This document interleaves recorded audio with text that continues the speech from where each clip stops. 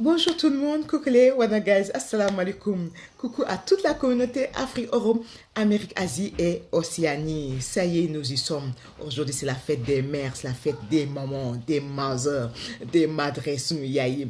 Je pense que tous les jours, nous devrions célébrer cette journée de la maman, cette fête de la maman. Ça ma communauté maa ngi leen nuyu di leen ziar bu baax a baax a baax a baax tey nag suñu yaay ñoom noo ayee ndax nasaraan dafa jël benn fan si année bi jagleel ko suñu yaay yi mais yaakaar naa ne bés bu yàlla sàkk wax nañ bégal wax nañ béggee suñu yaay donc ñu ngi leen di leen ziar bu baax a baax di leen nokkale donc nous souhaitons une très très très bonne fête des mamans mais à toutes les femmes du monde entier, peu importe où vous vous trouvez, nous vous souhaitons une très très très bonne fête des mamans. Mais j'aimerais aussi féliciter aussi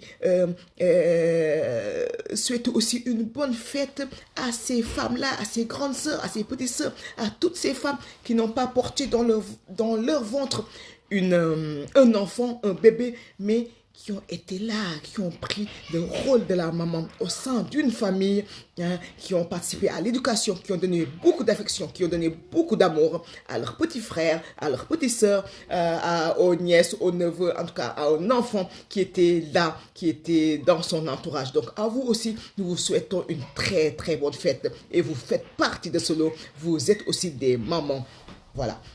Donc sama mbokk yi sama communauté maa ngi souhaité fête bu neex di nokkale yaay yëpp yu nekk si biir àdduna bi yëpp mais nokkal boobu nag nokkal boobu dama ko bëgg jël jox ko tamit samay mag yu jigéen yi samay rak yu jigéen yi sama jigéen yëpp yu nekk si àdduna bi nga xam ne saan ñoom amuñu doom seen biir wante nag fu yaay war a taxawee doom ñoom taxaw na taxaw boobu fu yaay war a bëggee doom ñoom tamit taxaw na taxaw boobu si seen rak yu jigéen yi si seen rak yu góor wala si seen neveu nièce wala kan xam ne nekk ne xale mu nekk xale nekk si seen nekk si famille bi donc yéen mii xam ne sànneen mosu leen am doom si seen biir wante nag nekk ngeen ay yaay nag yéen ngi participer si éducation xale yi yéen ngi toppatoo joxe ngeen seen mëggeel donc nous souhaitons une très très très bonne fête des mères.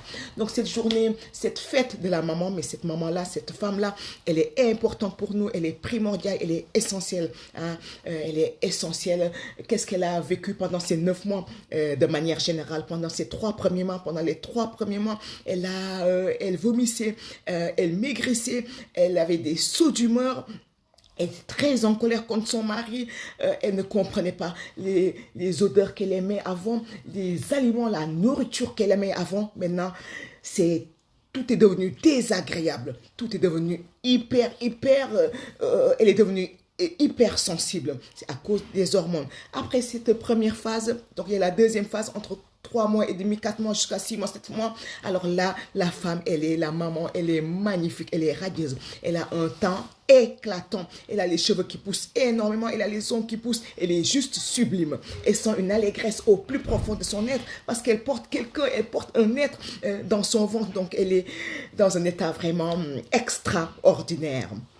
Après cette phase-là, alors il y a la dernière phase, donc de 7 mois jusqu'à 9 mois. Et là, la femme, elle est, je vais le dire quand même, c'est vraiment épouvantable, c'est très très difficile.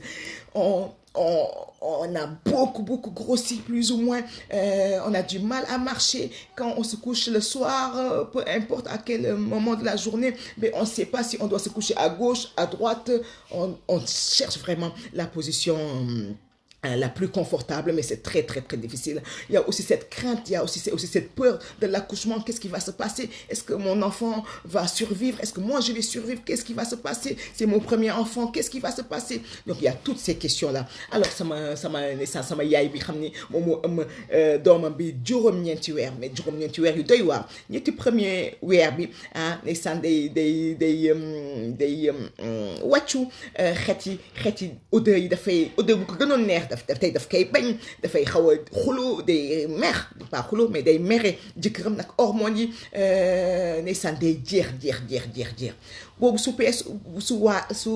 passé mu am deuxième phase bi nag mooy phase bu gën a neex nag voilà nag entre 4 mois ba 6 mois 7 mois foofu nag da ngay jekk lool rafet lool sa teem di belli da ngay rafet lool kaw bi sëq weeyi sëq yaa ngi xam que ëmb nga benn nit bu nekk sa kay ëmb nga daal kan xam ni ëmb nga kenn sa biir voilà tu te sens da ngay nekk en pleine forme vraiment en pleine forme boobu nag su weesoo muy dernière phase bu gën a metti da ngay diis ngan ngay diis booy tëdd doo xam nag gauche nga war a tëddee wala droite war nga tëddee wala da nga war a jaaxaan chaque fois yaa ngi xool ban position ngay def man xam dina la xaw a noppal tuuti donc mu metti lool yaa ngi tamit xalaat ay waay est-ce que man dinaa mucc est-ce que sama doom dina mucc donc loolu yëpp 9 mois mu nekk juróom-ñeenti weer yu doy waar donc cette grossesse là c'est 9 mois de grossesse,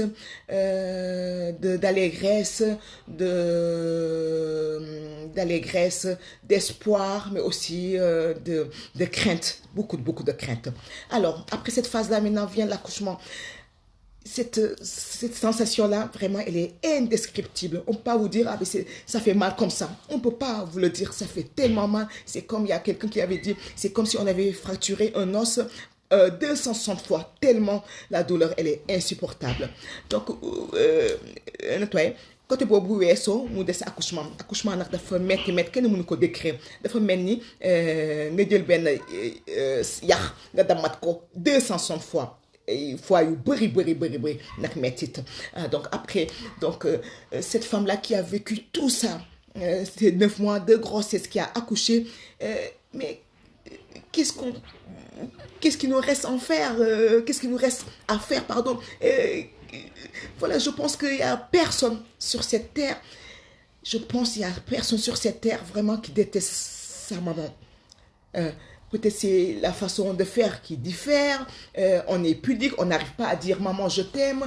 Il y a ces différentes façons, manières de dire à la maman qu'on l'aime, de montrer aussi notre comportement peut-être, mais au plus profond de notre être, je pense qu'il y a tout le monde, il y a personne qui déteste sa maman. Tout le monde aime sa maman. Il y a qu'un année que koo gis ci àdduna bëgg na yaayam mën na am façon bu mu koy defee ak façon bu mu koy waxee nag dafa am kersa loolu mooy différencier ak comportement yi peut-être wante ku ne defe naa boo xoolee ba si biir defe naa bëgg na yaayam donc cette maman là nous pouvons que l'accompagner dans tous les moments de sa vie. Parce qu'elle nous a donné la vie, donc on peut que l'accompagner, on peut que la soutenir, on peut que être là, surtout être là pour elle, être vraiment présent, voilà, physiquement, voilà, et tout le reste, bien sûr.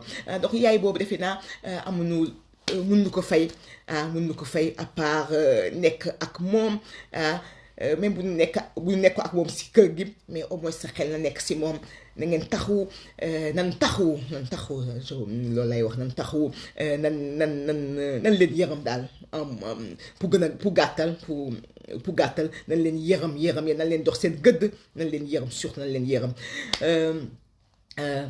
Donc cette maman-là, vous le savez, j'ai pas à commenter, à recommenter. Tout le monde le sait que cette maman, elle est importante, elle est primordiale, elle est essentielle, elle est irremplaçable pour être vraiment brève.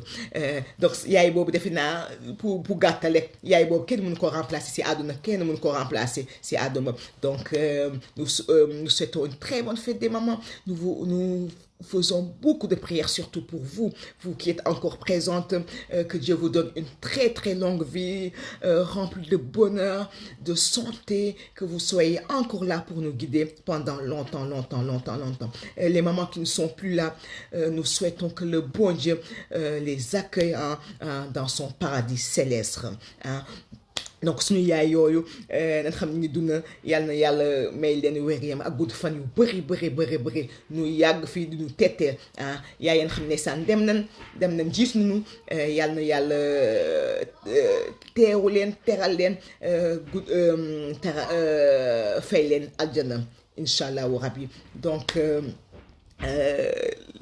toute la communauté nous vous souhaitons une très bonne fête des mères. Prenez soin de vous, prenez soin de vos mamans, en commençant par moi, que nous prenions soin de nous, que nous prenions soin de nos mamans, que nous soyons là pour elles jusqu'à la fin. Inch'Allah. Donc maa ngi dénk sama bopp di dénk yéen ñëpp nan taxaw suñu yaay yi nekk ak ñoom nan taxaw suñu yaay yi di leen yërëm ba yàlla def lu gën Inch'Allah. Donc je vais finir cette vidéo par vous mettre une petite par une petite vidéo, une petite chanson qui résume tout ce que je viens de dire, qui résume le rôle de la maman, mais aussi l'affection qu'on porte à nos mamans. À bientôt, Inch'Allah, bisous, au revoir.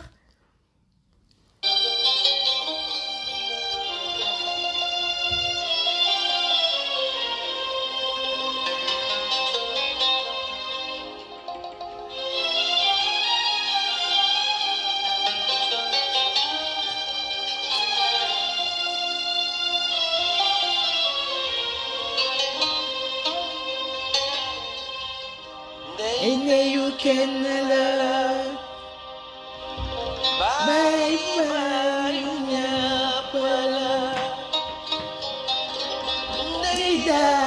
you can love.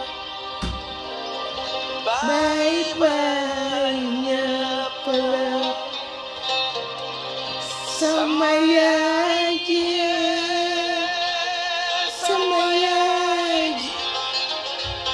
Gisuma kuma lay mën a wecceel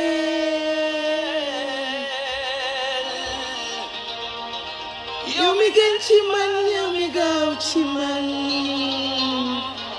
yaay booy sama gala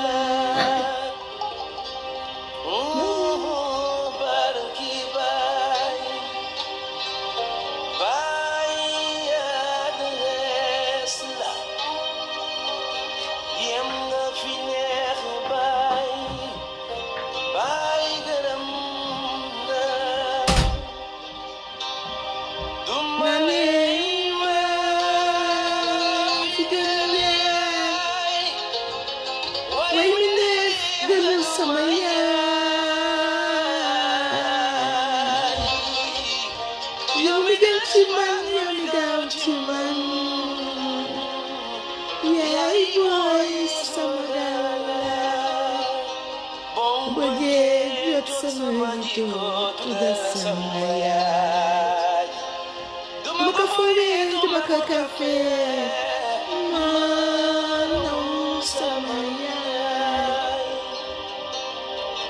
Rot nga chilanam da bunga chita wala china jutanga. Muya yep menoni yao, mama nya judi sa. Diye mo ti juma onune jaba. Du kobi mangereu erima jak sama yaji dumala fuli dumala kafe